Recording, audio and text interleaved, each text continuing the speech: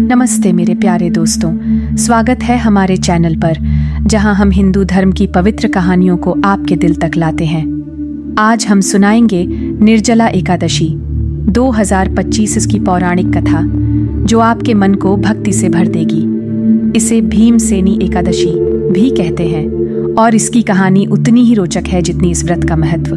तो लाइक करें, सब्सक्राइब करें, बेल आइकन दबाएं और चलिए शुरू करते हैं इस पवित्र कथा को।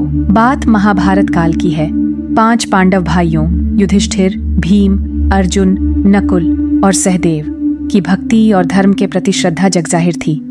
माता कुंती और द्रौपदी नियमित रूप से एकादशी का व्रत रखते थे जो भगवान विष्णु को समर्पित होता है। लेकिन भीम, जिनकी भूख थी राक्षसी, हर बार व्रत रखने में असमर्थ रहते। उनकी भूख इतनी प्रबल थी कि वह दिन भर बिना भोजन के रह ही नहीं पाते थे।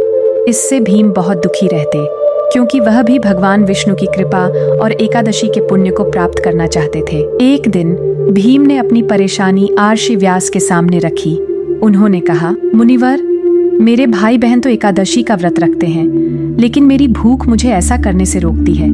क्या कोई उपाय है जिससे मुझे भी एकादशी का पुण्य मिले? ऋषि व्यास मुस्कुराए और बोले, वत्स भीम, तुम्हारे लिए एक खास व्रत है, निर्जला एकादशी।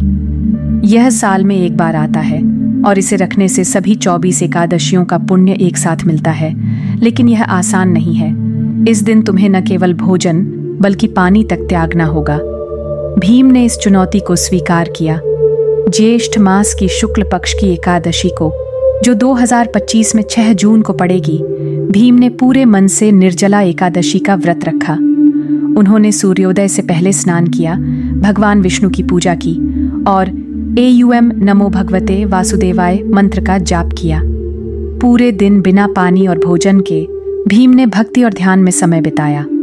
उनकी इस तपस्या से भगवान विष्णु प्रसन्न हुए और उन्होंने भीम को आशीर्वाद दिया कि यह व्रत करने वाले भक्तों को मोक्ष, सुख और समृद्धि मिलेगी। इसीलिए निर्जला एकादशी को भीमसेनी एकादशी भी कहते हैं। यह व्रत आत्मा को शुद्ध करता है, पापों का नाश करता है और भगवान विष्णु की कृपा दिलाता है। इस दिन दान पुण्य जैसे पीले वस्त्र, फल या मिठाई दान करना और भी पुण्यकारी होता है।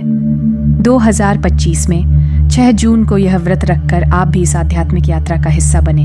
तो दोस्तों, यह थी निर्जला एकादशी की पौराणिक कथा। कमेंट में बताइए, क्या आप इस व्रत को रखने वाले हैं? अगली बार तक भक्ति में डूबे रहें। जय श्री विष्णु।